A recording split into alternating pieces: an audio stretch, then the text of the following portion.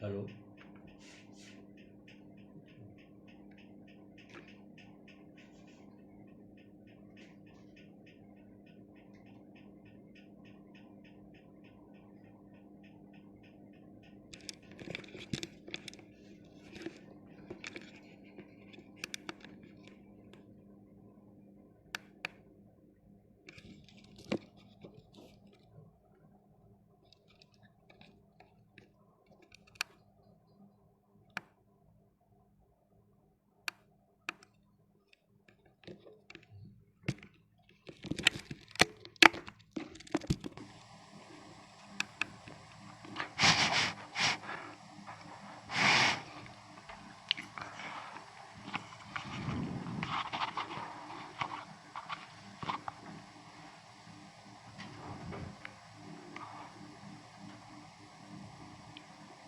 Hello.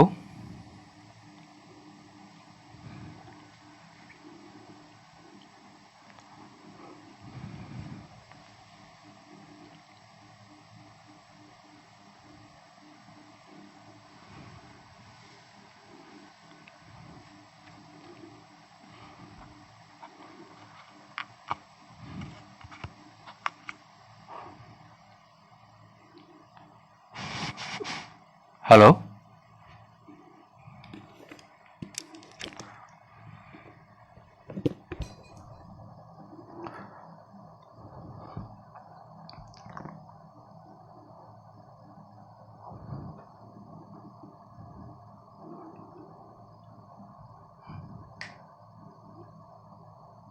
Phone देना। मैं उसको गीतांजलि डॉक्टर को वो कर रही थी मैसेज। फोन करना।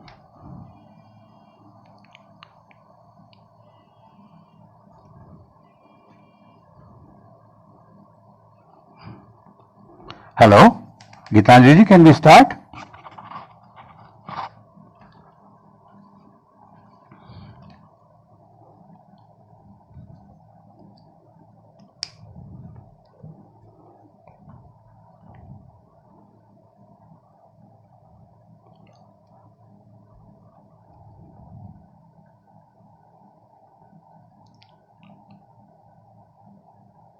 हेलो, मैं मनु शर्मा की वाइफ बोल रही हूँ। क्या स्टार्ट कर दें? नोरीन मनोज शर्मा वाइफ है। Yeah, I'm just asking whether we should start. This time is up 7 past.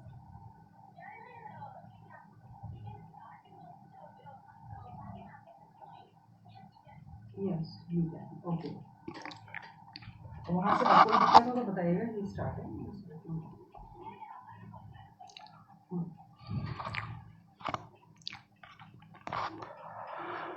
तो शुरू करते हैं। सबसे पहले तो नमस्कार और धन्यवाद गीतांजलि जी का, जिन्होंने इतना बड़ा एक प्लेटफॉर्म तैयार किया है हम थिएटर पर्सन्स के लिए, क्योंकि कमी थी ऐसे मंच की जहां पे आप अपने विचार प्रस्तुत कर सकें या शेयर कर सकें। इसलिए हमें अब लगता है कि ऐसा मंच बहुत आवश्यक था। और उसके बाद मैं शुक्रिया अदा करूंगा अपने सभी पुराने मित्रों का, गुरुजनों का, जिनके साथ ये यात्रा शुरू हुई। क्योंकि मेरी जो यात्रा है वो मेरे लिए तो बहुत इंटरेस्टिंग रही है। अब आप लोगों को इसमें कितना मनोरंजन मिलता है या कितना सीख मिलती है मैं कह नहीं सकता। सबसे पहले बात करते हैं शुरुआत की। शुरुआत कैसे हुई?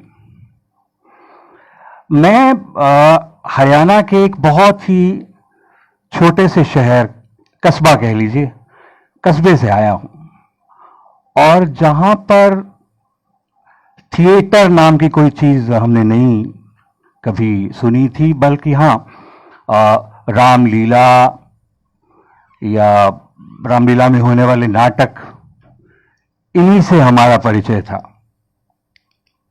और वो हम करते भी थे। रामलीला में मैंने कई पार्ट निभाए और मैं कुछ नाटकों में भी, राजा हरिश्चंद्र वगैरह, पार्टिसिपेट किया।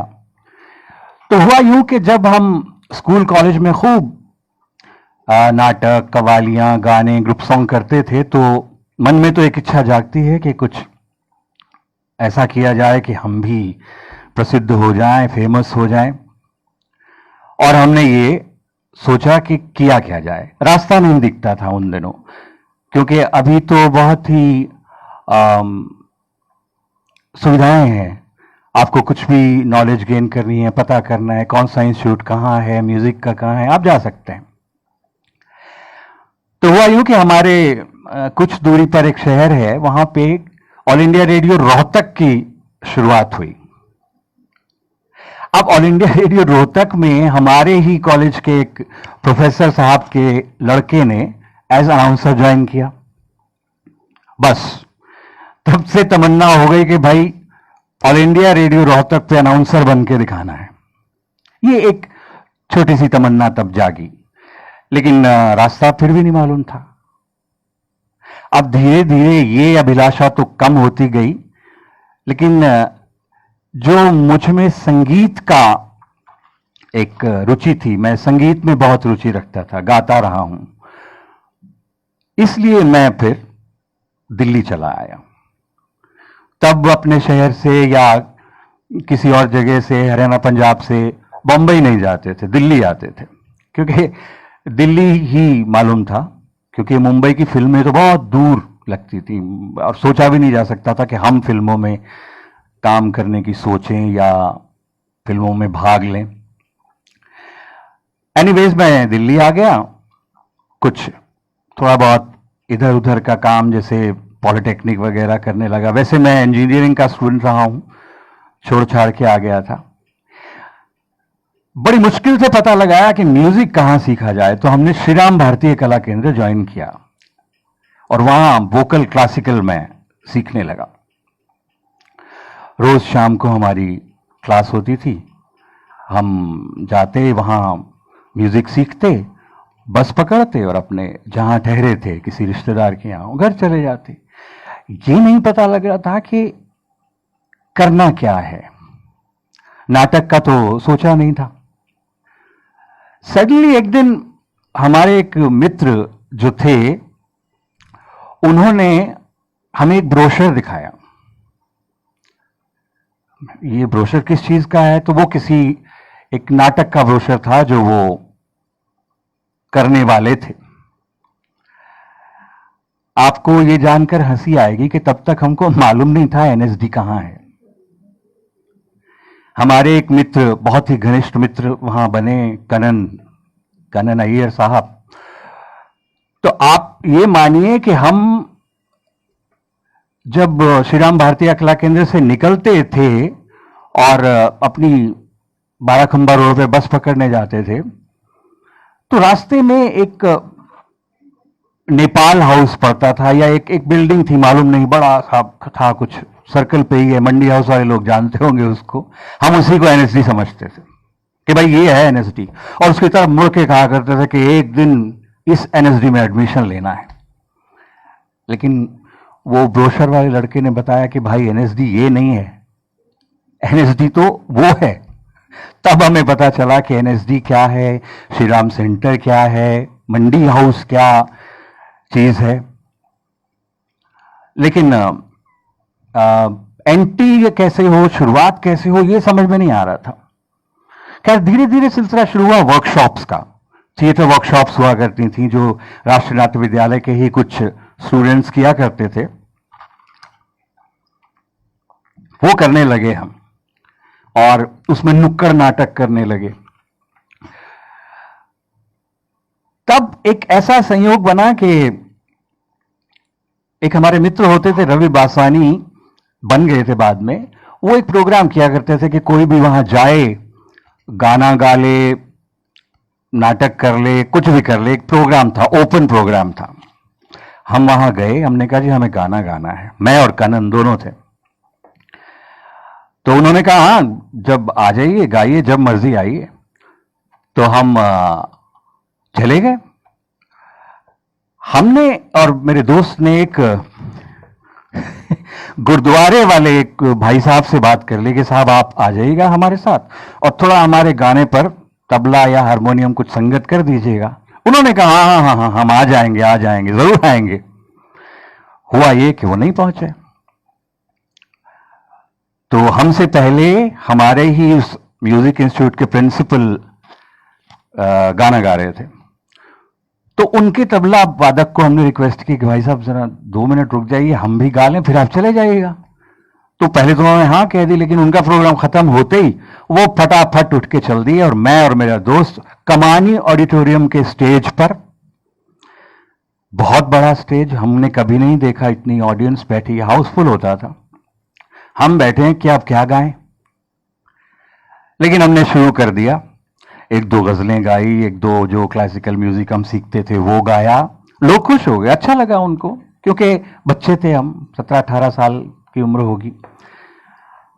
इस तरह सिलसिला आगे बढ़ा तो हम संपर्क में आए एक ऐसे नाटक ग्रुप के।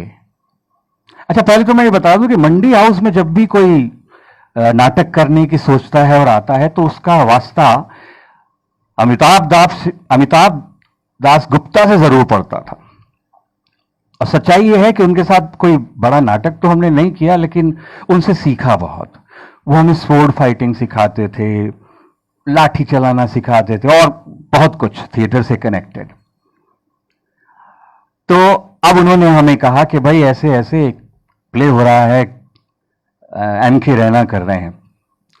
तो किसी तरह हम वहां पहुंच गए। हमने कहा कि साहब हम भी आपके ग्रुप में नाटक करना चाहते हैं। तो मैंने वो ग्रुप ज्वाइन कर लिया। कबीरा खड़ा बाजार में, ये मोड़ था जीवन में थिएटर के लिए आगे बढ़ने का। क्योंकि मैं गाता था तो मेरा सौभाग्य रहा कि मुझे कबीर की भूमिका मिली। तो 79-80 में जो लोग उनसे उस समय से परिचित हैं वो ये जरूर जानते होंगे कि कबीरा खड़ा बाजार में काफी चर्चित और काफी प्रसिद्ध नाटक रहा था। वो नाटक मैंने किया और उसके बहुत सारे शोज हुए दिल्ली में, आसपास बहुत जगहों पे हम वो शोज करने गए। तो आपको जानकर ये ताज्जुब होगा कि तब पता लगा कि ओहो माय गॉड, ये होता है स्टेज, ऐसे होता है नाटक। और हम बस पूरी तरह से रंग गए उसमें। हमने आसपास इधर उधर देखना बंद कर दिया, एक पूरे डिवोशन और पूरे जज्बे के साथ लग गए। महीने में 2-3 शोज दिल्ली से बाहर होते थे, बहुत ट्रैवल करते थे, आनंद आता था। म्यूजिकल प्ले था तो और भी ज्यादा आनंद की बात थी, हम बहुत उसमें मजा लेते थे। अब समस्या आई ट्रेनिंग। देखिए जो लोग नए आते हैं मैं उनको बता दूं, ट्रेनिंग एक प्रशिक्षण जिसे हम कहेंगे, ये एक बहुत बड़ा विषय है। प्रशिक्षण आप करें और आगे बढ़ें, लेकिन प्रशिक्षण अगर नहीं भी हो पाता है तो भी आगे बढ़ने के बहुत से रास्ते आपके पास होते हैं। क्योंकि मैं प्रशिक्षण के खिलाफ नहीं हूं, बिल्कुल खिलाफ नहीं हूं, क्योंकि मैंने कोई प्रशिक्षण नहीं लिया इसलिए और भी ना लें और साथ के लोग ना लें, ये तो मैं नहीं मानता। लेकिन प्रशिक्षण एनएसडी में हो या प्रशिक्षण नाटकों के ग्रुप में हो, नाटक करते हुए हो, इस विषय पर थोड़ी बात करते हैं। मुझे भी बहुत लोगों ने सजेस्ट किया कि भाई व्हाट नेक्स्ट, तो हमें भी लगा था I think NSD is the next now. उसके बिना तो आगे बढ़ना सचमुच असंभव है। एनएसडी एक बड़ा विद्यालय है और वहां पे एडमिशन मिल पाना ही कठिन था, है। कोशिश शुरू की कि भाई अब एनएसडी जाने की तैयारी की जाए। कुछ बड़े नाटक भी किए, लेकिन ये लगता था कि एनएसडी करने के बाद उन्हीं लोगों के साथ काम करेंगे जो वहां हमें पढ़ाएंगे। अब हमने क्या अपने आप को इस तरह से तैयार किया, भाई ठीक है, एनएसडी ना जाकर हम अपना या कोई भी प्रशिक्षण ना देकर, एनएसडी इसलिए क्योंकि एनएसडी उस समय एक इंस्टीट्यूट होता था, तो मैंने सोचा कि अब बाहर ही प्रशिक्षण लिया जाए।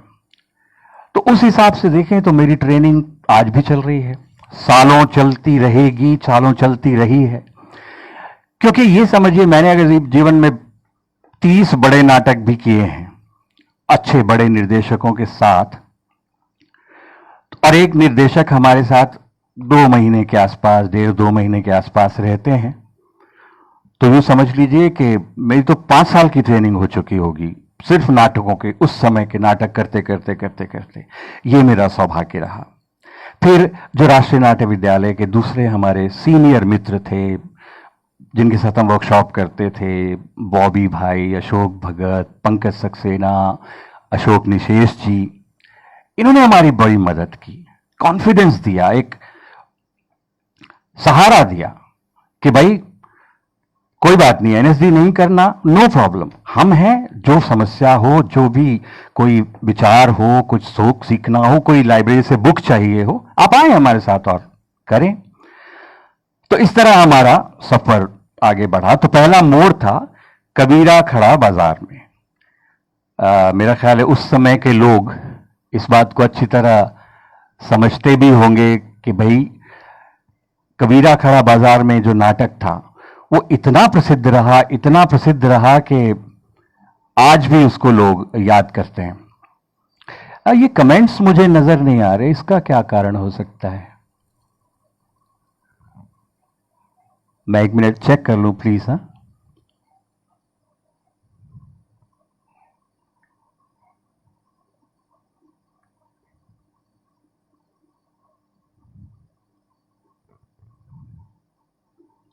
कुछ प्रॉब्लम है क्या?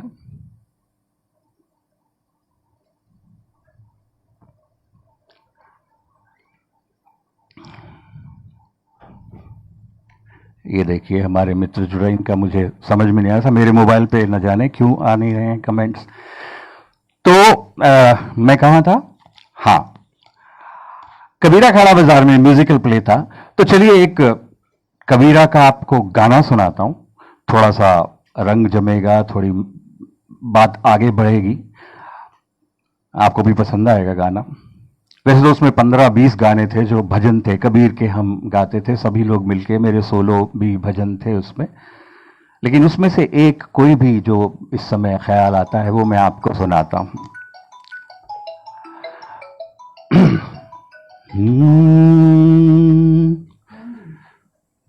साधो एक रूप सब माही, एक रूप सब माही, साधो एक रूप सब माही, एक रूप सब माही, अपने मन ही विचार के देखो और दूसरा नहीं, साधो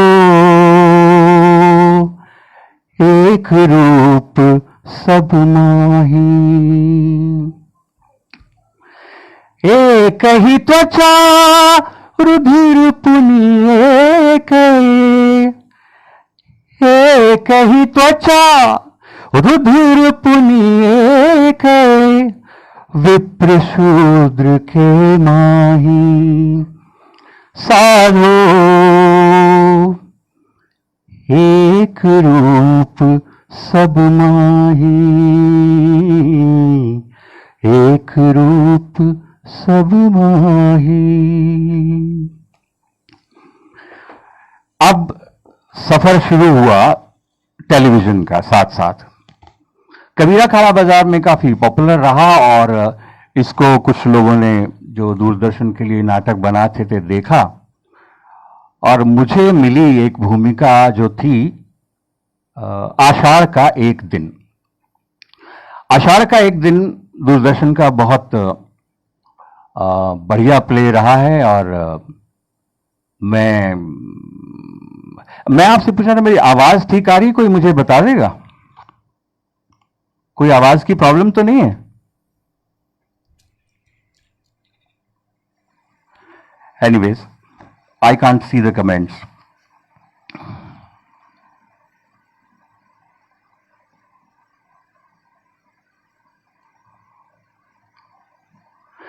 तो आषाढ़ का एक दिन में मैंने कालिदास की भूमिका निभाई। थोड़ा सा मैं डिस्ट्रैक्ट हो रहा हूं बिकॉज एफबी पे दिख नहीं रहा, ये कमेंट क्या आ रहे हैं व्हाट्सएप पे? Geetanjali ji, am I all right, going on fine? Phone करके बता दीजिए दूसरे नंबर पे।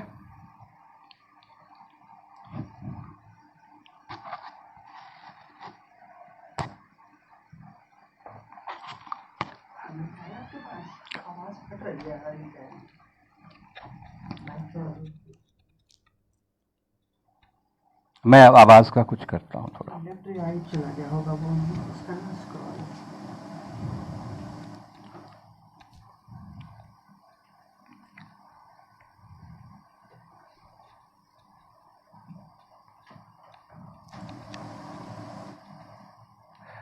अब कोई प्लीज बताए, आवाज ओके है?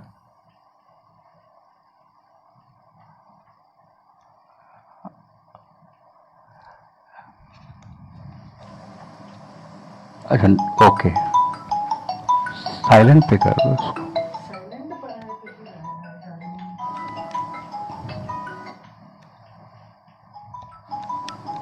गीतांजलि डॉक्टर। हाँ जी, go out and talk please. Okay, so Ashadh Ka Ek दिन में कालिदास की भूमिका निभाई, और तब मैंने अप्लाई किया श्रीराम सेंटर रंगमंडल के लिए। आई एम सॉरी, थोड़े व्यवधान आ गया था।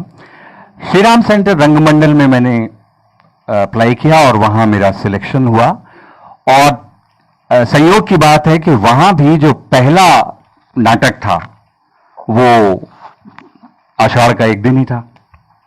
तो कालिदास वहां भी बने बनाए कालिदास अब यहां आ गए, और इस तरह रेपर्टरी का सफर हुआ शुरू, मात्र 600 रुपया महीने की सैलरी पर। ये बहुत बड़ी दिक्कत थी। दिल्ली तो आ गए, नाटकों में भाग भी ले लिया, काम भी करने लग गए, शोज भी हो रहे थे, लेकिन शायद अभी भी नहीं, नाटकों में उतना पैसा नहीं, तब तो बिल्कुल भी नहीं था। तब तो स्पॉन्सर्ड शो हुआ तो कुछ मिल जाता था थोड़ा बहुत, अदरवाइज पैसा नहीं है। ये कहना बड़ा एक तकलीफ देह बात है। तो मैंने क्या किया, कुछ भी फिल्म की प्रोडक्शन कर ली, वहां थोड़ा पैसा मिल गया, तो कुछ फिल्में दिल्ली में बनने लगी थी, उनमें हम डायरेक्शन असिस्टेंट के तौर पर सई परांजपे के साथ चश्मे बद्दूर में और कुछ अलग अलग चीजों में काम करते थे, लेकिन रेपर्टरी में भी मात्र 600 रुपया। लेकिन नाटक था, नाटक करने आए थे, नाटक करना चाहते थे, पूरे डिवोशन से करना चाहते थे, वो शुरू हो गया, और हमने उसमें भी धीरे धीरे तरक्की करनी शुरू की। एक मेरा सौभाग्य रहा कि मुख्य भूमिकाएं मुझे ज्यादा मिलती थी, इसलिए मेरा हौसला बढ़ता गया। मुझे कभी ये फील नहीं हुआ कि मैं काम नहीं कर पा रहा हूं, या मुझे बस पैसे की दिक्कत तो जाहिर है बहुत थी, बहुत ज्यादा थी। नाउ रेपर्टरी में मैंने बहुत समय गुजारा है, वो भी एक लर्निंग प्रोसेस का बहुत बड़ा हिस्सा रही है, क्योंकि वहां पे तरह तरह की वर्कशॉप्स होती थी, बाहर से लोग आते थे, वो वर्कशॉप करते थे, और विदेशों से भी लोग जो दूसरी जगहों पर वर्कशॉप करने आते थे वो हमारे यहाँ आते थे, और हमें उनसे सीखने का बहुत बहुत मौका मिलता था। सीखना कभी बंद नहीं होता, सीखना कभी बंद नहीं होता। ये मैं आज आने वाले हर यंगस्टर्स को कहूंगा जो शायद सीखने में विश्वास कम रखते हैं। आज के यंगस्टर्स, सीखना तो पड़ेगा, सीखे बिना काम होगा नहीं। तो हमने कहा कि ठीक है, आगे चलती रही गाड़ी। रपट्टी में मैंने आषाढ़ का एक दिन, सखाराम बाइंडर, कवि कहानी, बहुत नाटक, हर साल हम 4 बड़े नाटक करते थे। वहां के कुछ इंटरेस्टिंग आपको बातें बताता हूं, आपको रोचक लगेंगी, अच्छा भी लगेगा। जब हम वहां नाटक किया करते थे तो बाहर से निर्देशक आते थे। ऐसे ही एक हमने प्ले किया, गधे की बारात, महाराष्ट्र का तमाशा फॉर्म था, बहुत कामयाब रहा, बहुत बहुत हिट हुआ, जिसको कहते हैं नाटक, बहुत हिट हुआ था। उसके डायरेक्टर थे श्री वामन केंद्रे, राष्ट्रीय नाट्य विद्यालय के, बॉम्बे से आए थे। वामन केंद्रे जब हमें नाटक करने आए और हमारे साथ नाटक शुरू किया उन्होंने, तो बहुत इंटरेस्टिंग घटना थी कि जब भी कोई नाटक वैसे भी शुरू होता है तो सब में कंपटीशन रहता है कि मेन रोल किसको मिलेगा, मेन रोल किसको मिलेगा, और उसके लिए सब जान लड़ा देते हैं। तो रोज इम्प्रोवाइजेशन होती थी और अलग अलग ढंग से हम अपना काम करते थे। वामन केंद्रे साहब ने एक दिन सामने बैठ गए, इम्प्रोवाइजेशन का सेशन चल रहा था, और एक चैलेंज कर दिया कि मैं यहां बैठा हूं, जो अलग अलग ग्रुप बना दिए, जो भी हम 20 के करीब लोग होते थे, 18-20, उनके अलग अलग ग्रुप बना दिए थे कि आप 4 का 5 का ऐसे करके जो ग्रुप मुझे सबसे ज्यादा हंसाएगा, क्योंकि गधे की बारात एक कॉमेडी प्ले था, वही मेन रोल पाएगा। मैंने कहा यार ये तो बहुत समस्या हो गई जब कोई डायरेक्टर ऐसे चैलेंज कर दे, और सचमुच इम्प्रोवाइजेशन बहुत कठिन होती थी। अब हमने जो इम्प्रोवाइजेशन की उसमें मेरे साथ मैं, प्रतिमा जी, प्रतिमा हमारी एक बहुत ही अच्छी मित्र और बहुत बड़ी एक्ट्रेस हैं, और हमारे ग्रुप ने एक जो इम्प्रोवाइजेशन की, सचमुच आज वामन केंद्रे जी अगर हमारे साथ जुड़े हों या हमारे बाद में उनसे हम बात करें तो पता चले, तब उन्होंने कहा और वो हंसे और उन्होंने कहा ओके डन, कास्टिंग डन। सो मैंने फिर कल्लू कुमार का मेन रोल किया, प्रतिमा जी ने गंगी का रोल किया, और वो नाटक सफलतम नाटकों में से एक था श्री राम सेंटर के इतिहास में। इतना सफल कि पहली बार श्री राम सेंटर के हाउसफुल हुए थे, लाइन लगी थी टिकट्स के लिए, जो शायद पहले मेरी नॉलेज में श्री राम सेंटर के रंगमंच के इतिहास में नहीं थी, रंगमंडल के इतिहास में। इसी तरह एक और मैं आपको किस्सा बताता हूं। हमारे साथ अनामिका हक्सर जी नाटक करने आई, डाकघर, रविंद्रनाथ टैगोर का। वो नाटक बहुत ही गंभीर, बहुत ही कहना तो नहीं, बड़ी डिप्रेसिंग मूड का है, बहुत सोचते हैं आप उस नाटक को करते हुए। अब उस नाटक में मेरी भूमिका जो थी, और हमारे एक साथी थे जफर, वो एक सिंगर्स की भूमिका थी। हम बाउल सिंगिंग करते थे, बाउल्स होते हैं, बाउल्स वहां के बंगाल के। और उसके लिए अब आप कहते हैं ना, मैं बार बार जो ट्रेनिंग का जिक्र करता हूं, सचमुच ट्रेनिंग बहुत इंपॉर्टेंट है, चाहे वो आप ऐसे अपने गुरुओं से ले लें या किसी बड़े इंस्टीट्यूट में ले लें, वो बहुत जरूरी है ट्रेनिंग। तो हमने जो है वो ट्रेनिंग के दौरान, वो भी कुछ एडवांस कोर्स करके आई थी अनामिका जी, उन्होंने हमें बहुत कठिन कठिन थिएट्रिकल गेम्स, थिएट्रिकल एक्सरसाइजेस करानी शुरू कर दी। एक बेसमेंट में मोमबत्ती जली और हम 2-2 घंटे, वो हमें बहुत एक्सपेरिमेंट कराती थी, हमें बहुत एक्सपेरिमेंट होता था उनके साथ। हमें ले जाया गया कुछ ऐसे पुराने गुरुओं के पास, ऐसे कबीरपंथियों के पास, जो कबीरपंथी थे, एक निजामुद्दीन में रहते थे, बड़ी मुश्किल से उनको ढूंढा गया और उनके पास ले जाकर हमें उस समय के उनके साथ के गाने सुनाए गए। ये देखिए प्रतिमा कानन जी अभी हमारे साथ जुड़ी हुई हैं। भावना रानी जी नमस्कार। प्रतिमा जी बहुत बहुत नमस्कार। बिल्कुल यादगार नाटक था और आपके साथ तो सचमुच सिर्फ गधे की बारात नहीं, सारे नाटकों में ही आनंद आता था। तो उस नाटक में हमें कबीर पंथी एक 80-90 साल के बुजुर्ग थे, उनके पास ले जाया गया और हमें एक गाना सिखाया गया। वो गाना मैं गाता था।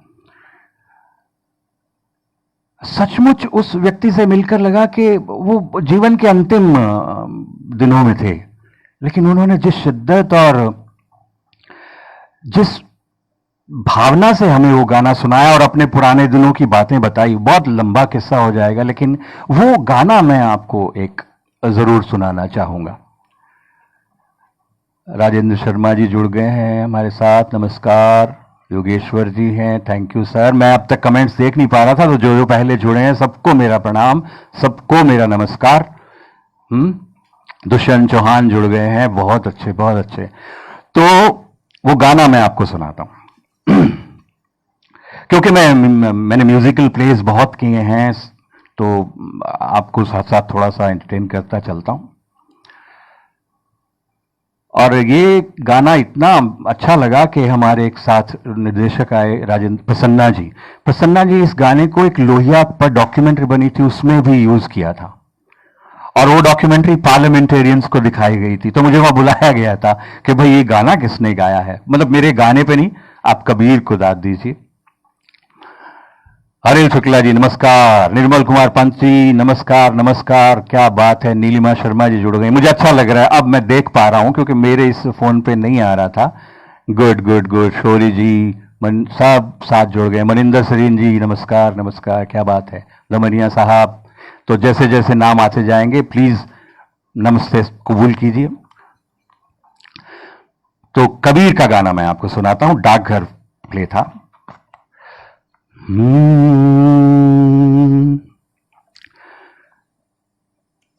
कबीरा भला हुआ हर बिसरे, कबीरा भला हुआ हर बिसरे, हरि बिसरे। कबीरा भला हुआ हरि बिसरे, मोरे सर से टली बला। कबीरा भला हुआ हरि बिसरे, मोरे सर से टली बला। हद हद कहते सब गए। वो जो सज्जन थे वो अजीब सी एक रूहानी और सूफियाना अंदाज में गाते थे, जिन्होंने हमें सिखाया था। वो झटका देते थे एंड में, हद हद कहते सब गए, ऐसा कुछ करते थे कमाल का। हद हद कहते सब गए, बेहद गयो न कोई। हद हद कहते सब गए, बेहद गयो न कोई। अनहद के मैदान में रहा कबीरा रोए। अनहद के मैदान में रहा कबीरा रोए। कबीरा भला हुआ हर बिसरे, मोरे सर से टली भला। कितनी रेलेवेंट बात है, देखिए। हद हद पर ताले लगे, बेहद लगी जंजीर। हद हद पर ताले लगे, बेहद लगी जंजीर।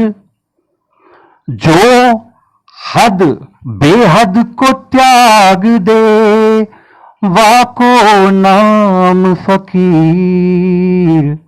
कबीरा भला हुआ हर बिसरे, मोरे सर से टली बला।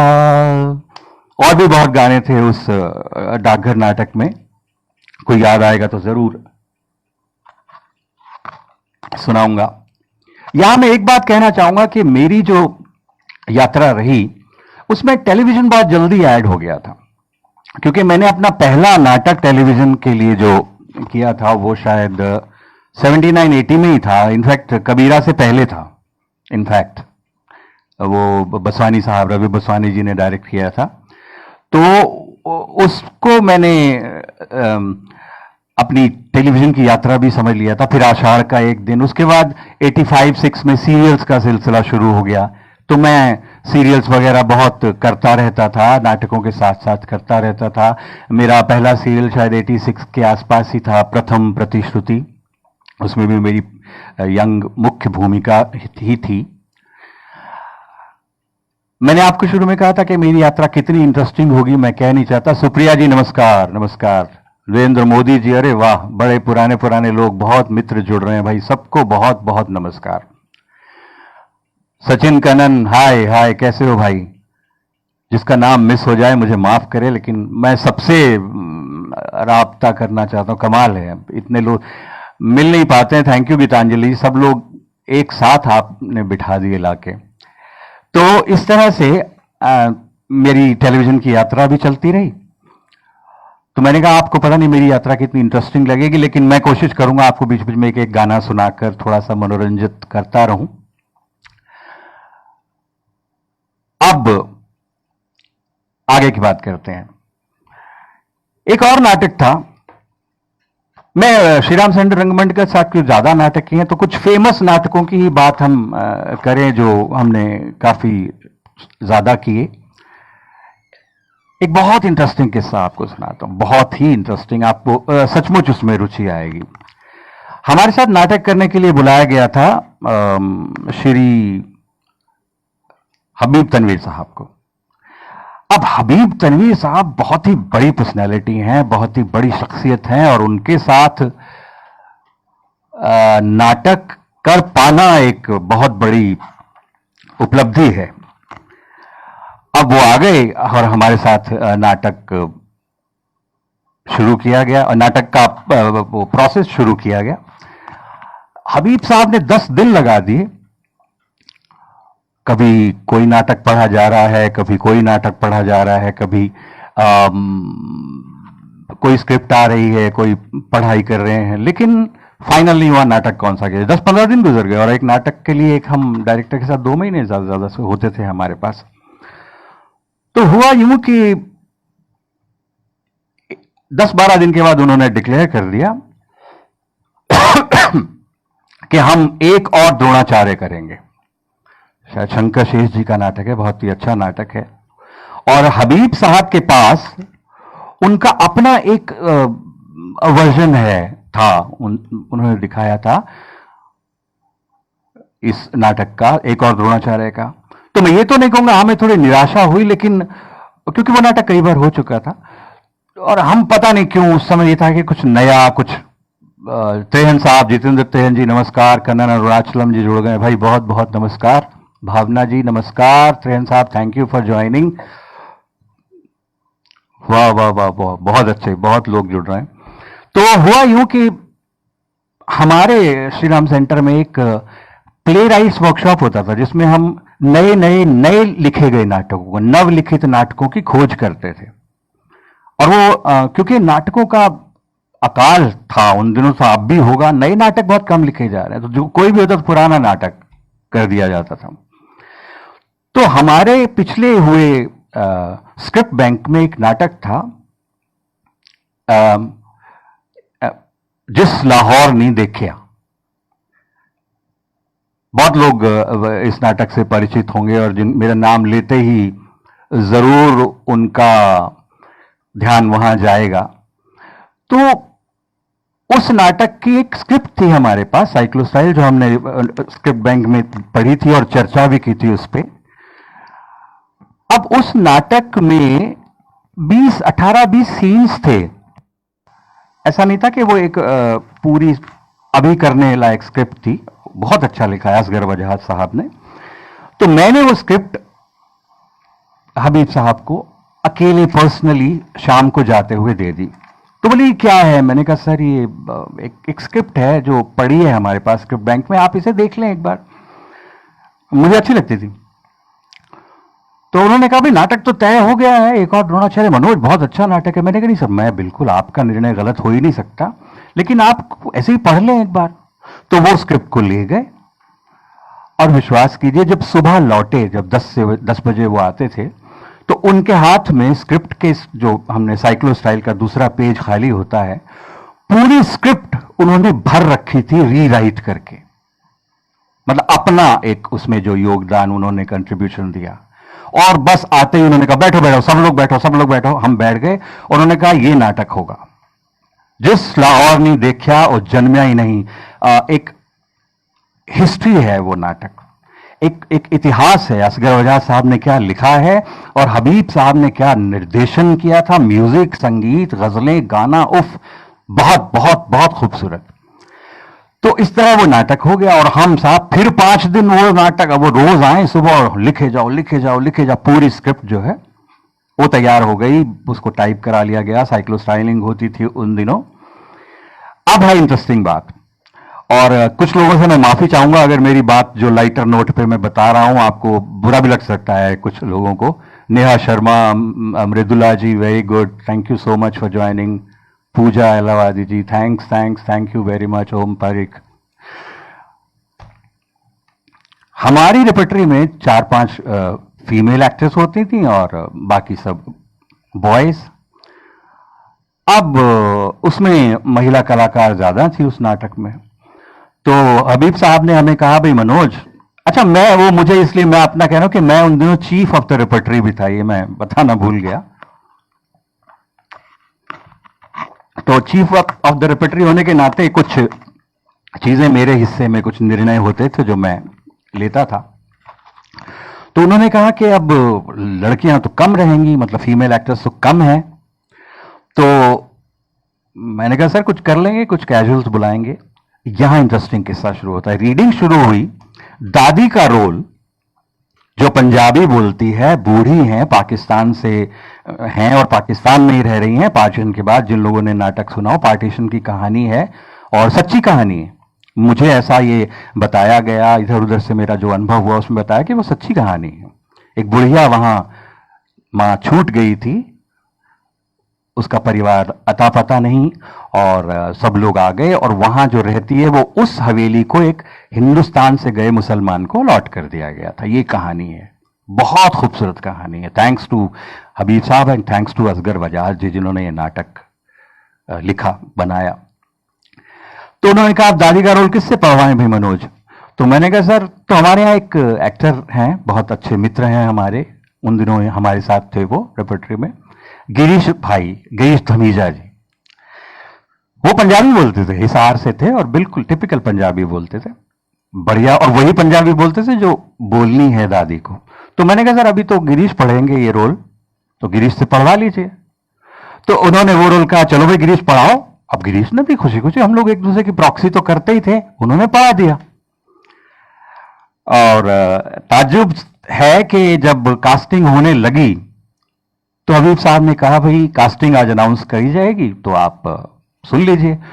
तो उन्होंने कहा दादी, सबसे पहला जो मुख्य उस नाटक का किरदार था, दादी गिरीश धमीजा। तो गिरीश तो उछल गया कि सर मैं कहां से दादी, हाउ कैन आई प्ले दादी, मैं सर मैं दादी कैसे, मैं दादी। इट वॉज एक्चुअली सभी के लिए बहुत हैरानी वाली बात थी कि ये दादी। तो हमने कहा सर यही करेगा दादी और कोई नहीं करेगा, क्योंकि वो इतना खूबसूरत, इतनी बढ़िया पंजाबी और इतनी अच्छी तरह से रीडिंग उन्होंने की होगी, फंस गए। वो दादी का रोल गिरीश भाई को दे दिया गया। अब गिरीश भाई को उनकी बड़ी बड़ी मूछें कटवाने के लिए हमें जो मेहनत मशक्कत करने पड़ी वो आप सोच भी नहीं सकते। वो डिप्रेस हो गए, मेरे को मूछें कटानी पड़ेंगी। वो आए दूसरे दिन, उन्होंने किस्सा सुनाया कि भाई मैं मूछें कटाने गया नाई के पास और बार्बर दुकान में बैठा था, उसने मैंने उसको कहा ऐसे सोच साच के भाई ऐसा कर, जिससे मैं हमेशा बाल कटवाता था। मैंने कहा भाई ऐसा कर, मूछें भी काट दे। तो उसने कह रहा 2 सेकंड नहीं लगाए, सीधे मुझे सिर्फ इतना कहा कि सर बेवकूफ लगोगे भी ना हो चुके। तो इस तरह हो गया ये नाटक शुरू। ये बात मैंने इसलिए सुनाई थी कि ताज्जुब की बात है कि उसके बाद जितनी जगह भी, ज्यादातर जगहों पे ये नाटक दोबारा दोबारा रिपीट हुआ है और ग्रुप्स ने किया है, वहां दादी का रोल पुरुष ही कर रहा है। जबकि सच ये है कि वो हमारी तो मजबूरी थी। शालिनी कोचर जी जुड़ गई हैं, नमस्कार नमस्कार, कनाडा से, वेरी गुड। देखिए आपकी इंटरनेशनल ऑडियंस हो गई है गीतांजलि जी। तो हमने जो प्रथा मजबूरी में शुरू की थी, या जो कास्टिंग मजबूरी में की थी गिरीश भाई को दादी बनाने की, उसके बाद मेरा ख्याल है तुरंत किसी और ने जब भी वो नाटक किया, पुरुष ने किया है। और पता नहीं क्यों उन लोगों को ये लग गया कि पुरुष ही इस दादी के रोल को अच्छे से निभा सकते हैं, तो ज्यादातर ग्रुप्स में पुरुष ही कर रहा है वो रोल अब तक। पर मैं सच बता रहा हूं, पहली बार हमने किया था वो नाटक, हमारी तो मजबूरी थी। बहुत ही खूबसूरत, बहुत ही बढ़िया नाटक। रोंगटे खड़े हो जाते थे उस नाटक को करते हुए भी, देखते। मैंने पहली बार लोगों की आंखों में, जो फ्रंट रो में हमें दिखते थे, आंसू देखे हैं। पार्टीशन को लेके इतनी खूबसूरत और इतनी व्यथा और इतना मुश्किल है, बहुत मुश्किल है। और फिर हबीब साहब की रिसर्च, हबीब साहब ने क्या रिसर्च की थी, क्या एक गजल, एक गाना चुन के लाए थे वो। और हम भी कोरस था, सोलो सिंगिंग थी, जब गाते थे तो हम भी मंत्रमुग्ध हो जाते थे। और जो जोश उन्होंने, देखिए साहिर का एक गाना उन्होंने हम देखा, साहिर साहब, साहिर लुधियानवी की गजल एक हमने गाई, थोड़ी सी लाउड है, आपको अगर हो सकता है वॉल्यूम ज्यादा लगे तो सहन कीजिएगा।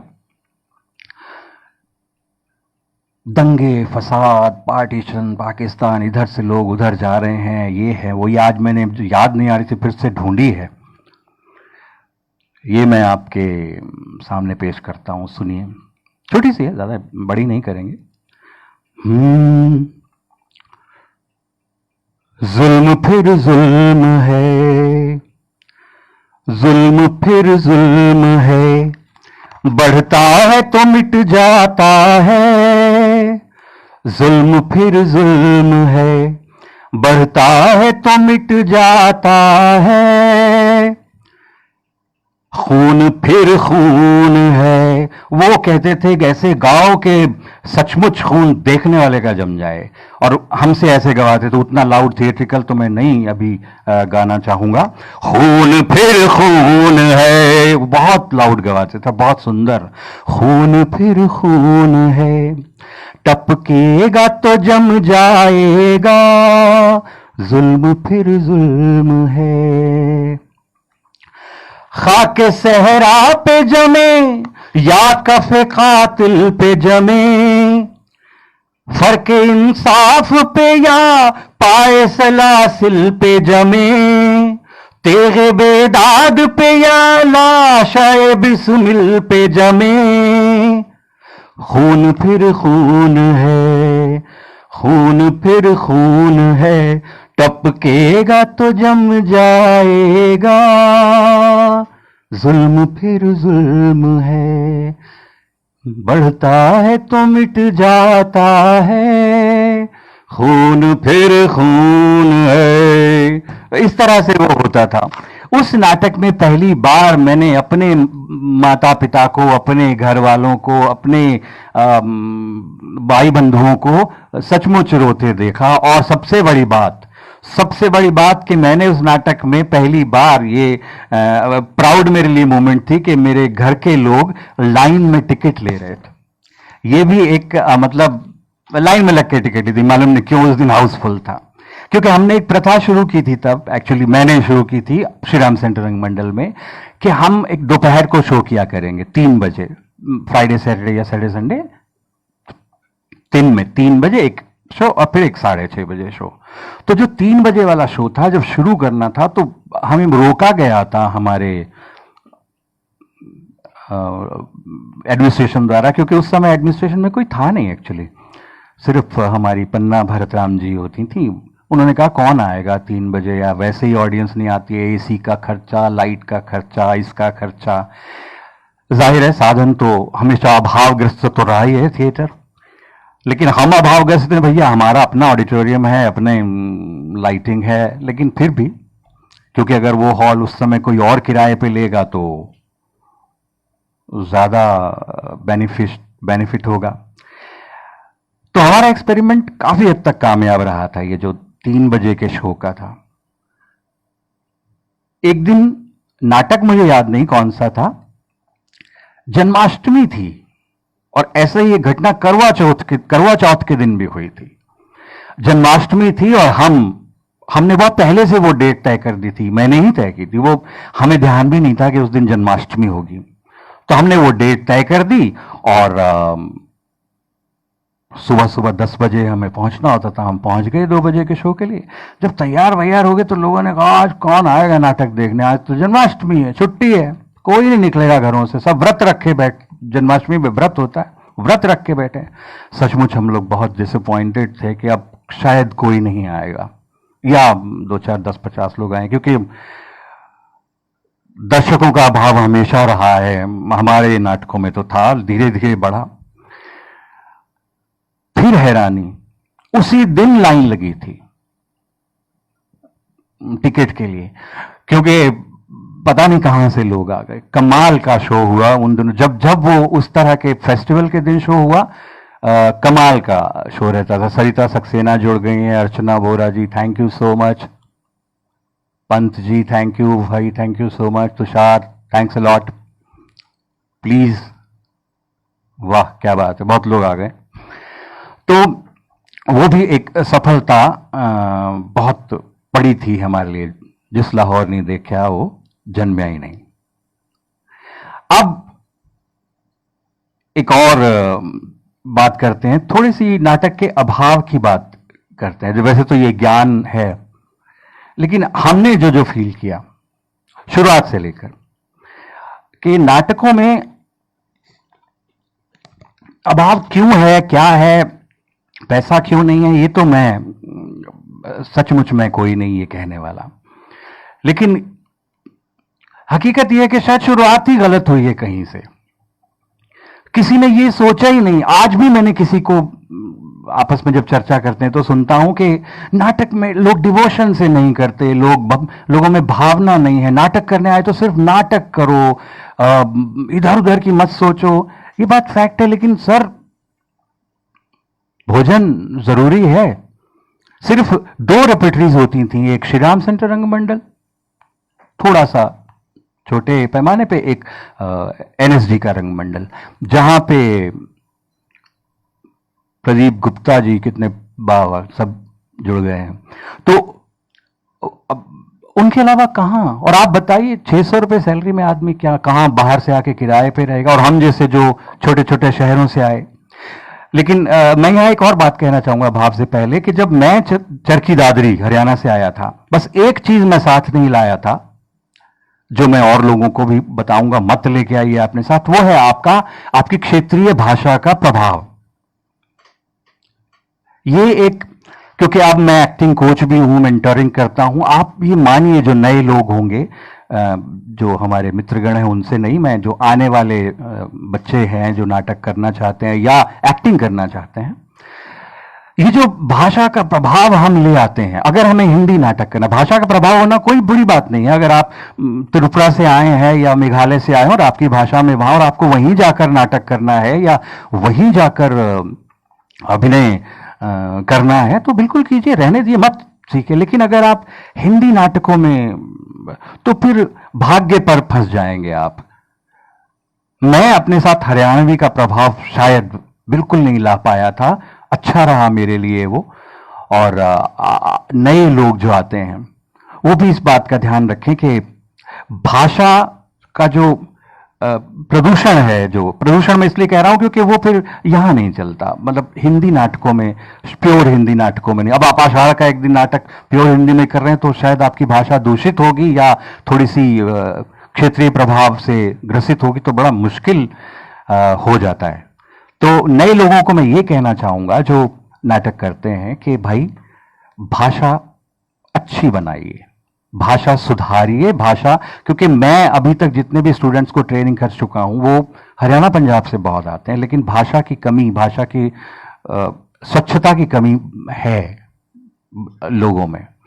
तो इस प्रकार मैं वो छोड़ आया था, तो मैं इस बात से तो बचा कि मुझ में एक क्षेत्रीय प्रभाव कम था। और अभाव की जहां तक बात है, उसका तो इलाज शायद आज भी हम ढूंढ ही रहे हैं, वरना सच बताऊं कोई नाटक से जाएगा नहीं। हम जब आए थे तो हम नाटक ही करने आए थे, हम में ना इच्छा थी ना चाह थी कि हम फिल्मी कलाकार बने, क्योंकि कैपेसिटी नहीं थी सोचने की, थी हिम्मत तो क्या, कैपेसिटी नहीं थी, मालूम ही नहीं था कि ये भी हो सकता है। लेकिन फिर भी हमने जो डिफिकल्टीज फील की, ललित वत्स साहब जुड़ गए हैं, नमस्कार नमस्कार ललित जी, वाह प्रतिमा ji, thank you for appreciating. आपके साथ तो बहुत बहुत लंबा एक समय रहा है, और आपसे क्या बातें का बताएं, आप तो हमसे ज्यादा गुणी हैं। युवराज शर्मा जी, भाई इनको मैं बहुत ढूंढ रहा था, वो ये मेरे बहुत ही प्रिय और बहुत ही आदरणीय रहे हैं। इनकी कुछ बातें मुझे आज भी याद हैं, इनको शायद याद भी नहीं होगा, क्योंकि ये वो लोग थे जो हमारे सीनियर लोग होते थे, और इनको देख देख के हम आगे बढ़ते थे। युवराज जी बहुत पहले हमसे अलग हो गए थे, बहुत सीनियर हैं हमारे।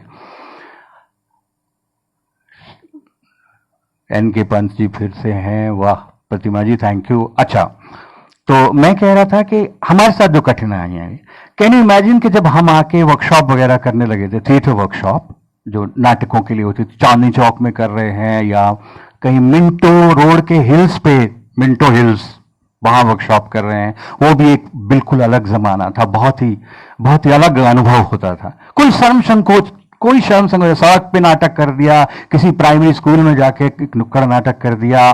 पंकज सक्सेना हमारे एक शुरुआती गाइड थे, उन्होंने हमें गाइड किया था, वो हम कहीं भी जाके नाटक कर देते थे। कैन यू इमेजिन, एक छोटे से शहर से आए हुए या छोटे कस्बे से लोग, बहुत लोग थे, मैं अकेला नहीं था। दिक्कतों का सामना क्या होता है कि हमें कोई सही अगर गाइडेंस नहीं मिलेगी तो कैसे होगा। तो अभाव ये भी तो था, गाइडेंस का भी तो अभाव था। कुछ लोगों के लिए ये बात शायद उनको शायद अच्छा ना लगे जो मैं जिक्र करने जा रहा हूं, कंट्रोवर्सी कुछ नहीं है।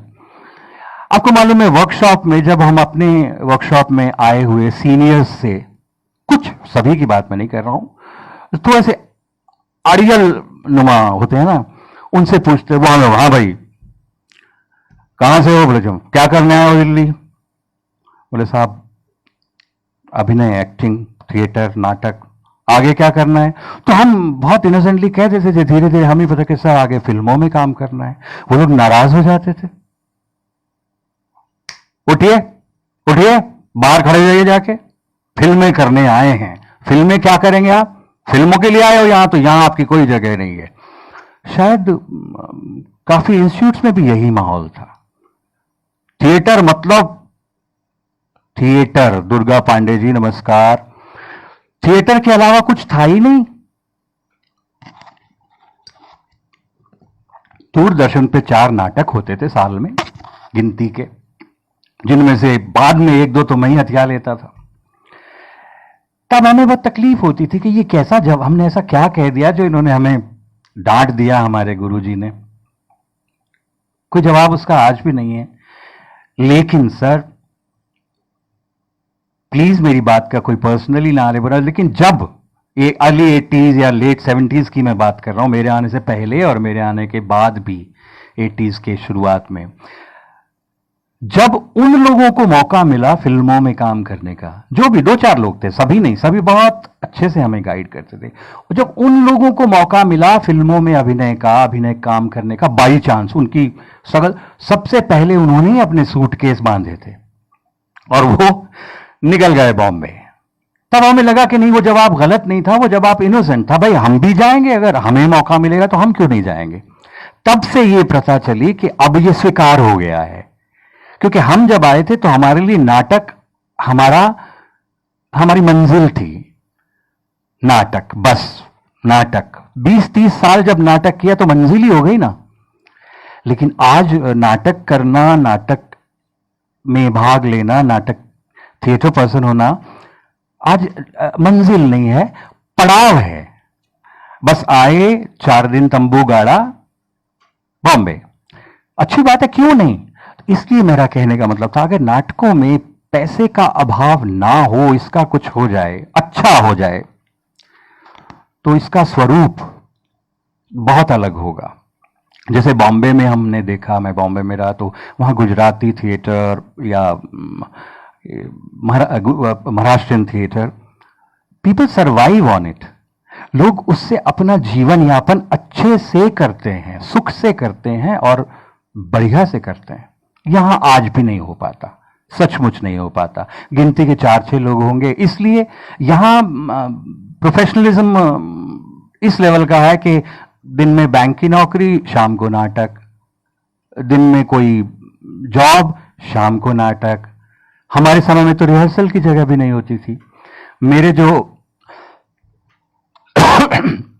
सबसे पहले नाटक के निर्देशक थे, मेरे सबसे पहले आदरणीय श्री M.K. रैना जी, मैं उनका बहुत बहुत शुक्रगुजार हूं कि उन्होंने मुझे बहुत बहुत समझाया, बहुत सिखाया और मुझे सचमुच अपने पैरों पे खड़ा किया एज एक अभिनेता के तौर पे। और उनको मैं, शायद उनको याद भी नहीं होगा कब संतुष्ट कर पाया था अपने अभिनय से। कबीरा खड़ा बाजार में का शायद 50 या 60वां शो होगा, श्रीराम सेंटर में ही शो था, बेसमेंट में। उस दिन वो आए मेरे पास नाटक के बाद और मुझे कहा कि आज दिखा कबीर। मैंने कहा मतलब? हम बहुत छोटे थे, 18 साल का कबीर। मैंने कहा आज दिखा कबीर मुझे। मैंने कहा सर 50 शो के बाद? कह रहे मैं क्या करूं, मुझे आज पूरा कबीर ही दिखा 2.5 घंटे और कुछ भी नहीं दिखा। And he was very emotional sing. बहुत उनको बहुत अच्छा उनका ये एक मेरे लिए कमेंट रहा। मैं उनको भी प्रणाम शुक्रिया करता हूं।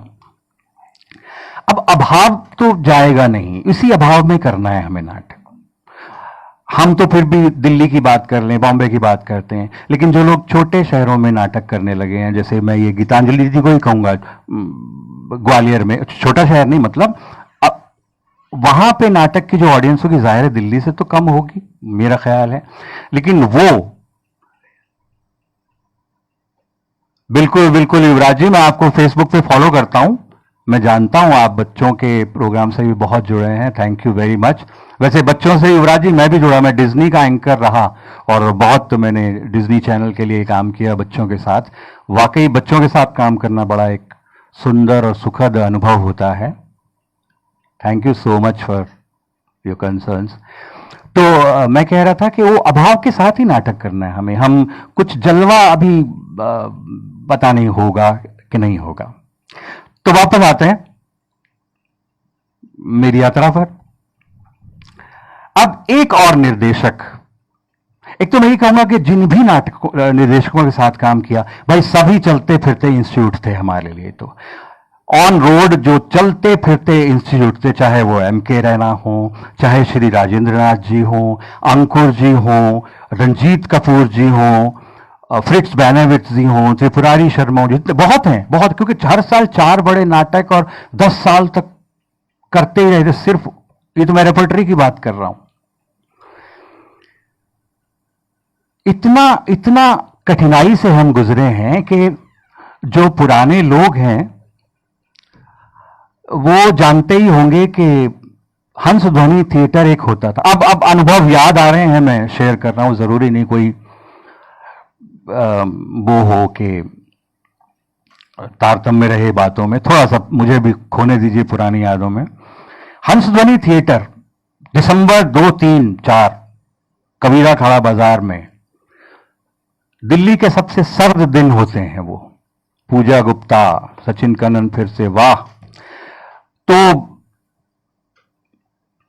3 डिग्री टेम्परेचर टाइप हो जाता है मिनिमम। उस दिन पता लगा कि नाटक ऐसे भी करना होता है। आप सोचिए कि हमारे जो परकशनिस्ट थे, वरुण दा, बहुत सुंदर और बहुत ही कमाल का बजाते थे वो वरुण दा। वो ओपन एयर थिएटर है, सिर्फ सर्दी, और पीछे क्या चल रहा है, फाउंटेन्स, और सुंदर सर्दी, और झोंका आ रहा है ठंड का, और हम बंडियां पहने, छोटी छोटी धोतियां पहने उसमें लगे हुए हैं। वरुण दा ने कहा मेरे लिए तो वो लगाओ, अंगीठी लगाओ, हीटर लगाओ, नहीं तो मेरी उंगलियां नहीं चलेंगी। सचमुच वो ऐसे हीटर पे हाथ रख के बैठे रहते थे, गर्म करते रहते थे, और फिर वो गाना आते ही अपना शुरू हो जाते थे।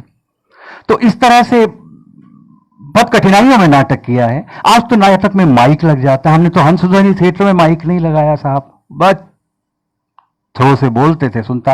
आज तो नाटक में बहुत सी आधुनिक सुविधाएं जुड़ गई हैं, बहुत ही गैजेट्स जुड़ गए हैं।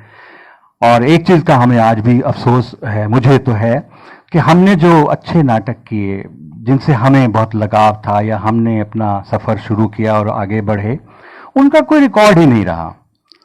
अभी क्या होता है, कोई भी नाटक सफल हुआ ना हुआ, उसका एक वीडियोग्राफी कर ली जाती है, उसको डिजिटली अब तो प्रिजर्व कर लेते हैं, रख लेते हैं अपने पास।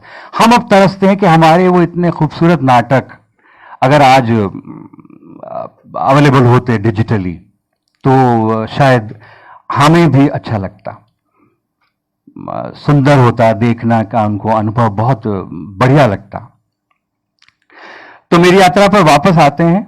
अभाव में कीजिए नाटक, बिल्कुल कीजिए, कोई चिंता नहीं। अब एक और नाटक जो मैं बताना चाहूंगा, एक और घटना। फ्रिट्ज बेनेविट्स हमारे साथ नाटक करने आए जर्मनी से, और उन्होंने हमारे साथ नाटक किया द टेम्पेस्ट, शेक्सपियर का। बहुत बड़ा नाटक, हमारे बौद्धिक, हमारे वाचिक और हमारे आंगिक साइज से बड़ा नाटक था वो। और जो फ्रिट्ज बेनेविट्स के साथ नाटक करना बहुत मुश्किल है साहब, बहुत कठिन है उनको अपने अभिनय से संतुष्ट करना, या उनको अपने अभिनय से Nikhil Diwan ji, thank you thank you thank you. तो अब हुआ ये कि उन्होंने नाटक टेम्पेस्ट शुरू किया, 10 से 5 रिहर्सल चलती रहती थी, और तब हमें पता लगा कि वो भी एक अभिनय की चलती फिरती पाठशाला है। और हमारे साथ सौभाग्य रहा कि जो हमारे साथ नाटक करें, मुझे कोई माइक ठीक करने को बोल रहे, जो भी हमारे साथ CR जम्बे आए साउथ से, उन्होंने अपना एक अभिनय शैली, अपना इंस्टीट्यूट ऑफ एक्टिंग हमें सिखा दिया। वामन केंद्र आए, उन्होंने 3 महीने लगा के हमें कुछ और नया सिखा दिया। फ्रिट्ज बेनेविट्स आए, तो ही टुक अस इंटरनेशनल, ही टुक अस लिटरली इंटरनेशनल। हमें पता ही नहीं था कि एक एक्टर की इतनी कैपेसिटी हो सकती है, but he made us realise कि भाई ये तुम्हारी कैपेसिटी है, तुम कम में जी रहे हो, यहां आओ, ये है तुम्हारी कैपेसिटी, यहां तक पहुंचो। उनका एक किस्सा मैं सुनाता हूं आपको, बहुत ही रोचक है। उनकी एक आदत थी, भगवान उनकी आत्मा को शांति दे, बहुत ही गुणी, और 80 साल, 75-80 साल की तो उनकी उम्र हो चुकी थी तब। उनकी एक बहुत ही रोचक आदत थी, वो जब उनको कुछ चीज पसंद नहीं आती थी, गुस्सा आता था, वो अपनी चप्पल उतार के मारते थे खुद को ऐसे। हमारे साथ तो ऐसा करते थे। रोचक किस्सा ये है कि वो सुबह आकर 10 बजे, धीरे धीरे में पता लगा, ओ अच्छा ये भी होने वाला है। वो सुबह 10 बजे आते थे। सतीश आनंद जी नमस्कार, नमस्कार, so much, thank you. Priya Sharma thank you very much. Meena ji thanks. वो सुबह 10 बजे आकर एक एक्टर को छांट लेते थे हर रोज, और नाम XYZ, आ जाओ। और आपको ये बात अतिशयोक्ति लगेगी, ज्यादा लगेगी, 10 बजे से लेकर लंच हो जाता था, लंच के बाद 4 बज जाते थे, वो उसी पर काम करते रहते थे, उसी पर इतना काम करते रहते, एक डायलॉग पकड़ के कि लगे रहो, लगे रहो। तो जिस दिन सुबह आते थे, अब डर लगता था कि भाई आज किसका नंबर आएगा। तो ऐसे ही मेरा भी नंबर आ गया। हम समझ गए थे आना सबका नंबर है, लेकिन उसके बाद मैं आपको आगे बताऊंगा इस बात को। अब जब मेरा नंबर आया तो मैं टेम्पेस्ट में मुख्य भूमिका निभा रहा था किंग की। तो प्रॉस्पेरो की भूमिका। तो मेरा एक डायलॉग था, शुरुआत में ही था, मेरा जादू दिखाता है चमत्कार। शेक्सपियरियन स्टाइल में था। और क्या एनर्जी, उंगली टूट जाए इतनी एनर्जी चाहते थे कि अगर आप बोलते हो उंगली ऐसे करें उंगली कक हो जाए, इतना एनर्जी उनको चाहिए था। पता नहीं कहां से वो निकालते थे एनर्जी, आई डोंट नो। अब मैं भी फंसा, 10 बजे से लेके शाम हो गई, नो नो, बस यही आवाज सुनता रहा सारा दिन, मेरा जादू। अब वो अपनी भाषा में थोड़ा सा इंग्लिश में दिखाता है चमत्कार। मैंने कहा सर मैं समझ में आएगा, लेकिन सच बात ये है धीरे धीरे हमें रियलाइज होने लगा कि ये इनका जो तरीका है जो इन्होंने हमारे साथ अपनाया, शायद ये अपना पूरा जो अभिनय का जो एक इंस्टीट्यूशन है वो हम में ट्रांसफर कर रहे हैं कि भाई ये मेरा स्टाइल है, ये मेरे को एनर्जी चाहिए, चाहे वो इमोशनल एनर्जी हो, चाहे वो फिजिकल एनर्जी हो, चाहे वाचिक एनर्जी हो। और शेक्सपियरियन स्टाइल का बात है, डायलॉग डिलीवरी अलग है। वो हमें कहते थे कि भाई तुम सीख लो। तब सचमुच हमने अपने आप को सौभाग्यशाली समझा कि भाई अगर ऐसे ऐसे 6 दिन आप एक डायरेक्टर के साथ गुजार लें तो आप सचमुच उसके इंस्टीट्यूट से बिल्कुल आपका मौरिन तलवार जी जुड़ गई हैं। Very good. विभांशु वैभव साहब नमस्कार। नमस्कार भाई नमस्कार। हमने वाकई बहुत वक्त गुजारा है आपके साथ। मेरे साथ रेपर्टरी में बहुत अच्छे अच्छे कलाकार होते थे। सबसे पहले जो संजीव सहाय थे, ज्ञानेश मिश्रा जो हमारे साथ बीच में सबसे लंबा उनके साथ, और प्रतिमा जी के साथ हमारा संपर्क रहा। फिर कनन भी हमारी रेपर्टरी में आए, जफर संजरी रहे, सब लोग बहुत याद आते हैं। बहुत अच्छा उनके साथ रहा था। और ऐसे ऐसे हमने काम किए। अब कुछ अनुभव शेयर करता रहता हूं, पहले वहीं बात जाते। तो फ्रिट्ज बेनेविट्स ने वो जो नाटक किया हमारे साथ, सचमुच एक बिल्कुल ही अलग दिशा, एक अलग होराइजन पे ले गए थे हम वो द टेम्पेस्ट कराते कराते। और हमें भी लगने लगा था कि नहीं, अभी बाकी है, अभी सीखना बाकी है, अभी टर्निंग पॉइंट बाकी है, अभी और भी कुछ बड़ा हो सकता है। और जो एनर्जी मेरा ख्याल है उन्होंने हमसे निकलवाई। और एक थे C.R. जाम्बे, चाणक्य प्रपंच नाटक उन्होंने करवाया था हमसे। वैसे तो सभी ने, पर एक खास बात कर रहा हूं मैं, एक एक्टर्स एनर्जी की जो बात होती है, वो जो उन्होंने हम में से बाहर निकलवाई, कमाल का था, कमाल का था। एक और रोचक किस्सा सुनिए। सखाराम बाइंडर, मैं, प्रतिमा जी, जफर, संजीव, बहुत लोग, हमें एक दिन बुलाया गया एशियाड विलेज में। वहां एक वर्कशॉप हो रही थी, इंटरनेशनल पेंटर्स की वर्कशॉप। और उसमें बहुत बड़े बड़े पेंटर्स थे, शायद जो हमसे मिल भी ना सकें जाकर। हमारा काम यह था कि हमें उनके सामने सखाराम बाइंडर का रिहर्सल करनी थी, परफॉर्म करना था ऐसे casual in their company, without costume, without light, without anything. और हम पहुंच गए। तो किसी कारण उनको शायद उस पर बाद में पेंटिंग्स बनानी थी। सखाराम बाइंडर नाटक जो है उस विषय पर, जो बहुत ही बोल्ड और बहुत ही बड़ा विषय है, कम लोगों ने उस पर ऐसे विषय पर ट्राई किया है। तो हमने वहां पहुंचे तो किसी कारण से, कोई व्यक्तिगत कारण था या क्या था, प्रतिमा जी नहीं पहुंच पाई जो चंपा का रोल करती थी।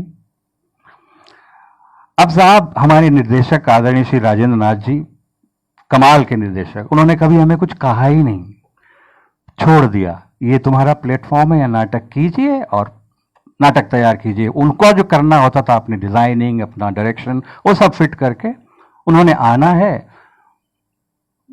चाबी रखनी है गाड़ी के नीचे, देखना है और ऐसे ऐसे करके चले जाना। ठीक है, अब बुधवार को मिलेंगे। तो हमने कहा सर प्रतिमा जी तो आई नहीं है, तो अब क्या करें, वो मुश्किल हो गई है, पहुंच नहीं पाए किसी कारण से। तो उन्होंने कहा कोई बात नहीं, चंपा की प्रॉक्सी ज्ञानेश मिश्रा कर देंगे। और उनको बता दिया गया हमारे सारे पेंटर्स को। मुझे नाम याद नहीं आ रहा, मिस्टर दास थे, बड़े बड़े पेंटर्स जो इंटरनेशनली रिनाउंड हैं। आज भी हम उनका नाम, अरे ये तो उस दिन वहां थे, उस दिन वहां थे। तो ज्ञानेश मिश्रा, जिन लोगों से को सखाराम बाइंडर से जो परिचित हैं, हाँ ये जो उस नाटक से परिचित हैं, वो जरूर इस बात का आनंद ले पाएंगे ज्यादा। अब चंपा का रोल एक बहुत ही बड़ा अजीब सा रोल है, वो डिफरेंट है, वो ज्ञानेश मिश्रा कर रहे हैं। ऐसे ऐसे सीन्स हैं उसमें, और ज्ञानेश मिश्रा वो सीन्स कर रहे हैं और हम हंसे जा रहे हैं। क्या कर सकते हैं, और कुछ नहीं कर सकते। लेकिन फिर भी आप सोचिए, उन लोगों ने बहुत पेशेंस, बहुत सब विषय अलग था उनके लिए, वो एक, हम उनके सब्जेक्ट थे एक्चुअली उस दिन, उन सभी पेंटर्स के हम सब्जेक्ट थे।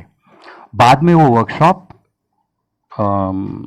त्रिवेणी में, workshop I mean painting exhibition Triveni में हुई, और जब हम देखने गए तो हमें हर पेंटिंग में हम ही नजर आ रहे थे, क्योंकि वो सारी पेंटिंग सखाराम बाइंडर, उनमें से ज्यादातर सखाराम बाइंडर के ही थीम पर बेस्ड थी।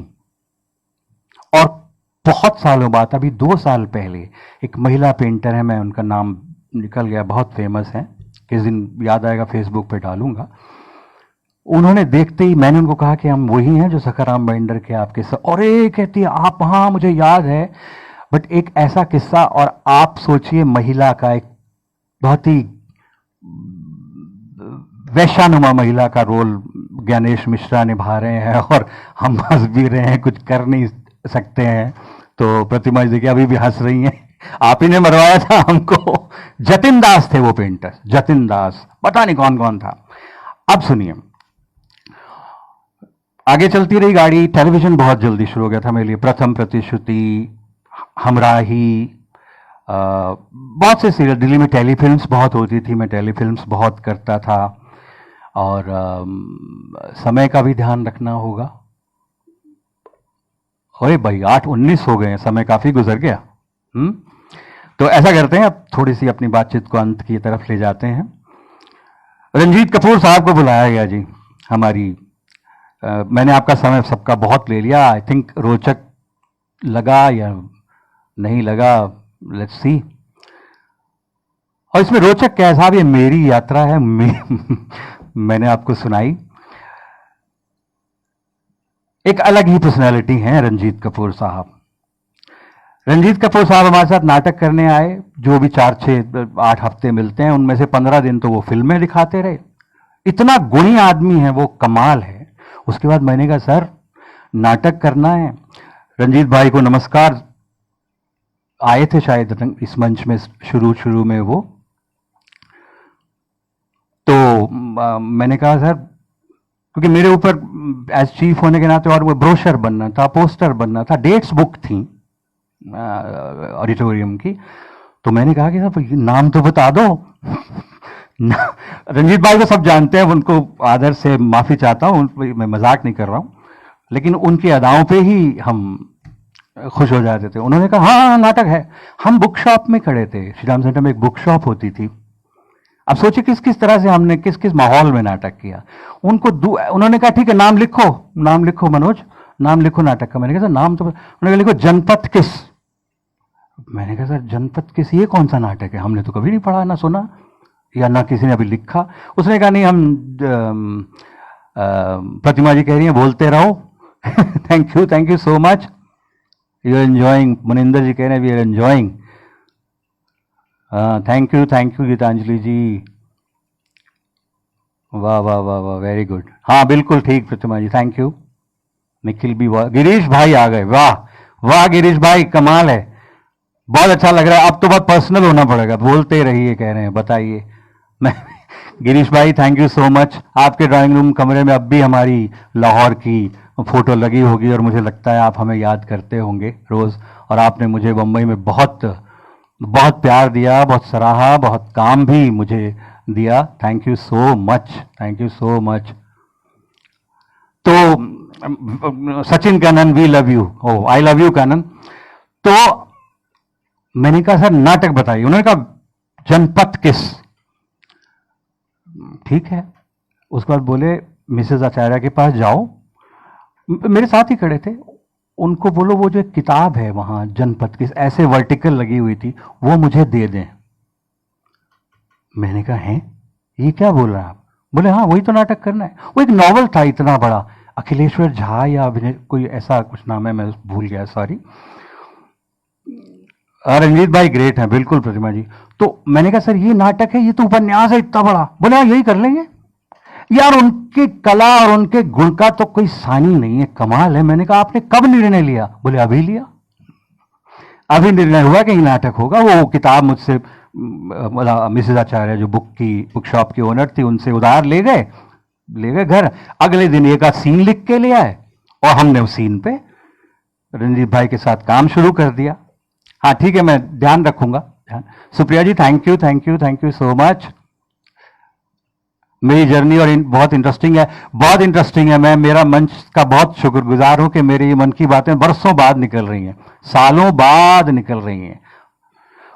एक तो वो इंसान भी बहुत अच्छे हैं रंजीत कपूर जी। उन्होंने कहा भाई अभी तो पता किया, अभी ये नाटक, तब पता लगा हम जनपथ किस कर रहे हैं। उनको भी नहीं पता था कि हम कौन सा नाटक कर रहे हैं और जनपथ किस है क्या। या उन्होंने थोड़ी बहुत किताब कहीं पढ़ी होगी, वो ध्यान आ गया, या उन्होंने देखा। बोले नहीं मैंने तो सिर्फ वो टाइटल मुझे अच्छा लगा देखकर बुक्स का, जनपथ किस।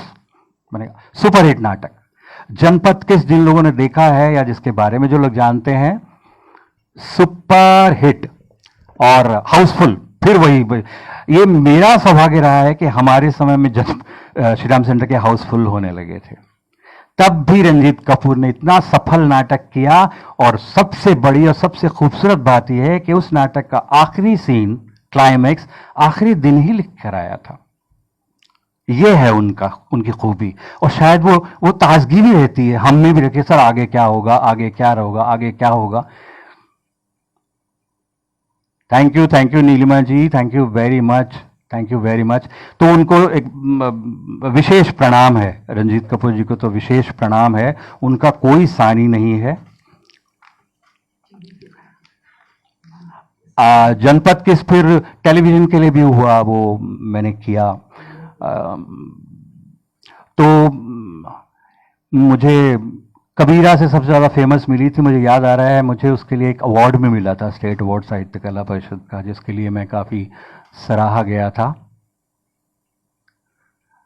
कोई कह रहा है मन की बात। जी हाँ मनिंदर जी, मन की बात नहीं, ये आत्मा की बात है, आत्मा की बात है sir.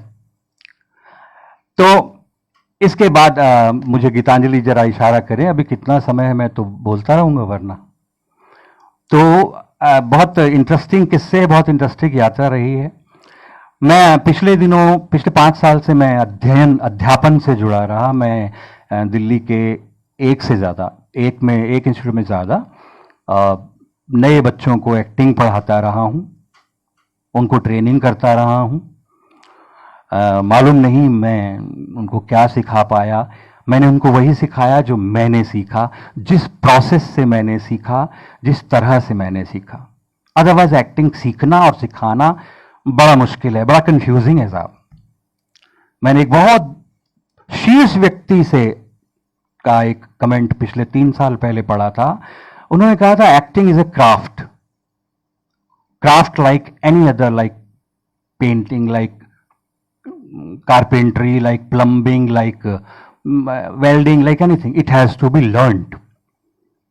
It has to be learned. अब उनकी बातों में इतनी गंभीरता थी, शायद मैं, नमस्कार विभांशु जी, नमस्कार वेरी मच। हाँ विभांशु जी भी हमारे साथ जनपथ किस में साथ थे, विभांशु थे, राजेश तिवारी थे, बहुत लोग थे, वाणी थी, मीना वैभव थी हमारी हीरोइन उसमें, सतीश शर्मा जी नमस्कार। बीच बीच में लोगों से भी आदान, क्योंकि अब इन सब से जुड़ना और मज़ा आएगा ना। तो इस तरह से सफ़र चलता रहा वो अध्यापन का सिलसिला आजकल कम है, कोरोना की वजह से भी और ऐसे भी, तो इसलिए मैंने बीच बीच में सीखने की बात की। लेकिन वो एक्टिंग इज ए क्राफ्ट की बात उन्हीं शीर्ष व्यक्ति से 2 साल बाद फिर मैंने सुन लिया, acting can not be learned, acting can not be learned. अब मैं क्या करूं? मैं तो खुद सीख रहा हूं और मैं सिखा भी रहा हूं बच्चों को, तो मैं बड़ी कंफ्यूजन में हो जाता था कभी कभी। है मुश्किल तो है। फिर मैंने बहुत एंकरिंग्स की और मैं बहुत भगवान से बहुत अधिक जुड़ा नहीं हूं, लेकिन मुझे इस तरह से जोड़ा भगवान ने कि मैं बद्रीनाथ, केदारनाथ, गंगोत्री, यमुनोत्री, अजमेर शरीफ, सब जगह एक वो यात्रा में ट्रैवल शोज वगैरह करते जाता रहा। तो सुमन शर्मा जी कह रही हैं बहुत बढ़िया।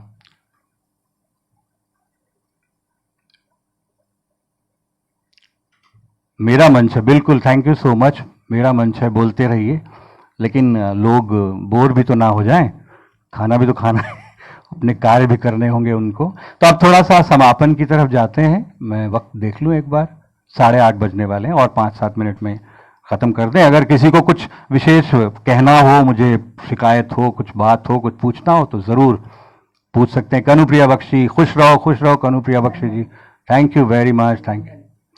ये देखिए कनुप्रिया बख्शी लंदन से जुड़ गई हैं और बहुत ही प्यारी हैं हमारी, तो काफ़ी लोग इसमें आ गए हैं।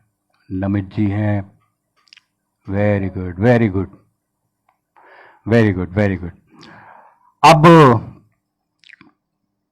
थोड़ा सा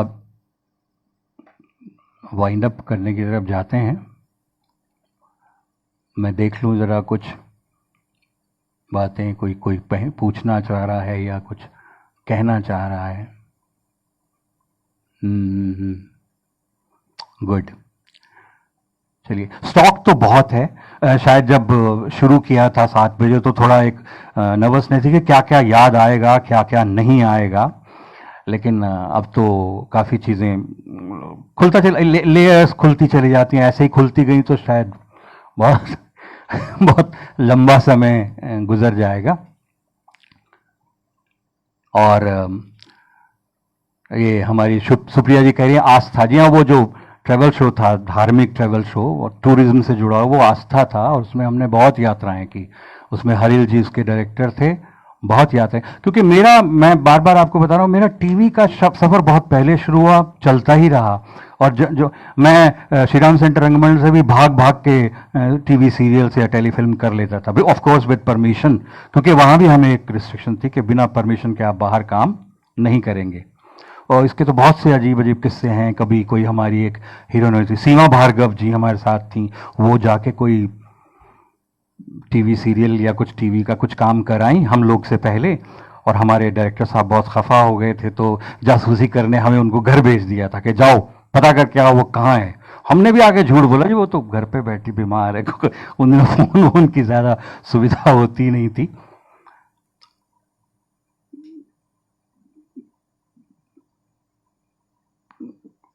चलिए Meena ji, thank you for listening, thank you for listening, thank you for listening. तो अब ज़्यादा कुछ और बात को न बढ़ाया जाए तो अच्छा है। मैंने गाने 1-2 नोट किए थे, मैं देख लूं अगर कुछ ठीक है। तो अब एक हबीब साहब को ही श्रद्धांजलि देते हुए और याद करते हुए अपना सफर अंत की ओर आज का ले चलते हैं। सौभाग्य मेरा एक और भी रहा है कि मैंने फिल्मों में भी थोड़ा काम किया। महेश भट्ट साहब की फिल्म थी फिल्म स्टार, जिसमें मैं और प्रतिमा जी भी साथ थी, उसमें काम किया। वो बहुत ज़्यादा सफल नहीं हुई, बट वो भी एक था। फिर मैंने कुछ लोगों के साथ डायरेक्शन में असिस्ट किया। तो कहने के बाद ये है कि to learn music, to learn to work with directors, to learn. ये देखिए, अब ये प्रवीण धमनिया जी हमारे मित्र हैं, मेकअप करते हैं। ये हमारी क्लास में जहां मैं पढ़ाता रहा, मेकअप करने आते थे। इन्होंने जो मेकअप के सीक्रेट मुझे नहीं बताए, बहुत मेकअप किया इन्होंने हमारा बहुत से प्रोजेक्ट में, वो वहां मैंने इनसे सीखा अभी पिछले सालों में। तो प्रवीण दमनिया जी थैंक यू, आपके गुण हमने थोड़े सीखे और चुराए। सरिता सक्सेना जी कह रही हैं गज़ल सुना दीजिए। देखिए गज़ल का तो पता नहीं ये माहौल है कि नहीं, वैसे मैं आपकी फरमाइश के लिए 2 लाइन सुना देता हूं, उन्होंने कहा है तो। हाँ बिल्कुल गिरीश भाई, ये देखिए एंड उसी से होगा सर, बिल्कुल उसी से होगा, बिल्कुल। Thank you Supriya, thank you so much, thank you so much. चलिए अब एक एट रैंडम सेशन करते हैं बिना किसी नियम कानून के। तो गज़ल मैं कौन सी सुना सकता हूँ? गज़ल सुना देते हैं कोई छोटी सी, आधी सुना देता हूँ।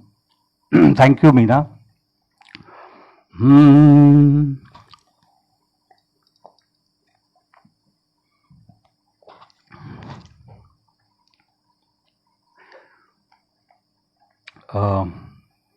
जगजीत सिंह की गाई गज़ल है। अच्छा, पिछले दिनों मैंने कुछ गज़लें अच्छे से रिकॉर्ड करने की, कोरोना टाइम्स, कोरोना में रिकॉर्ड करने की कोशिश की थी, और वो हैं फेसबुक पे। मैं दोस्तों इस ग्रुप में लिंक भेजना चाहूँगा, सुनिएगा बैठकर।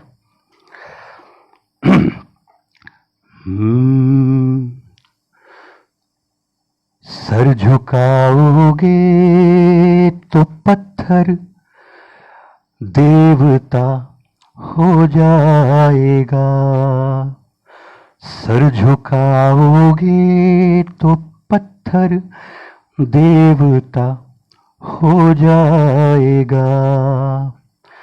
इतना मत चाहो उसे, वो बेवफा हो जाएगा, सर झुकाओगे तो पत्थर देवता हो जाएगा।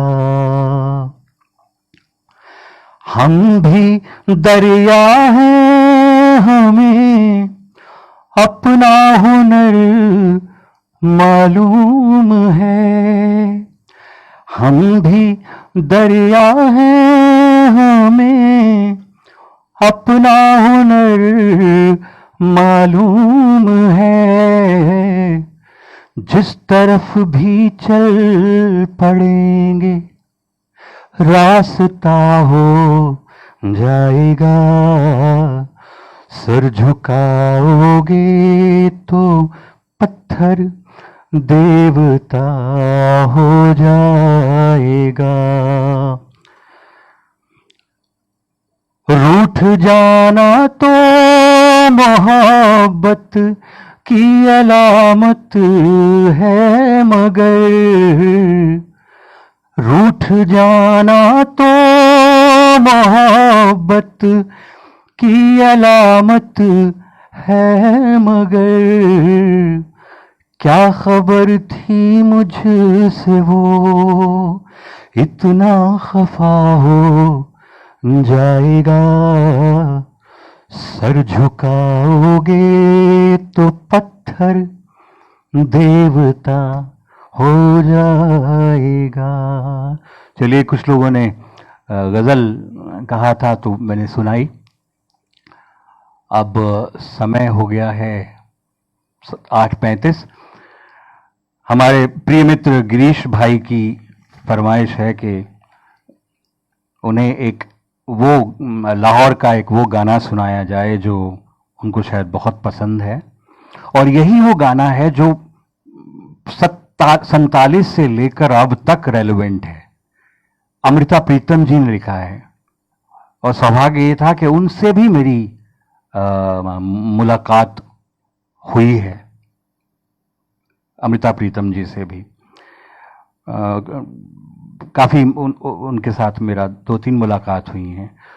तो मुझे, तो मैंने आपसे पहले बात कही थी ना कि जिस लाहौर नहीं देखा में मैंने लोगों को रोते देखा है, उस प्ले की रेलेवेंसी ऐसी थी। वो हीर मैं आपको सुनाता हूँ। प्रतिमा जी, मैंने गज़ल सुना दी, आपका धन्यवाद, आपने फरमाइश की, थैंक यू सो मच। वाह वाह, विभांशु जी थैंक यू,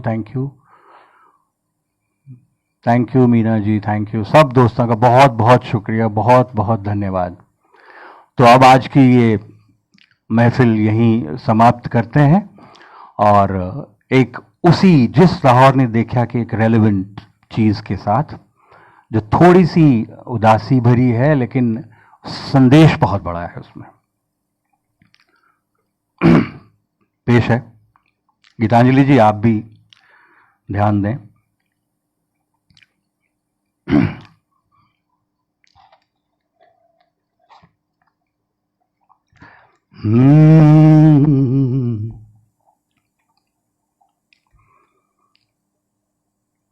जो स्थिति 47 में दंगे फसाद हिंदू मुस्लिम, आज भी वही है ना, इसलिए इसका रेलेवेंस थोड़ा ज्यादा है।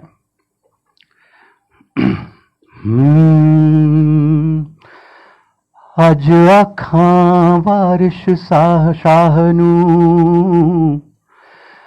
अज आखां वारिस शाहनू,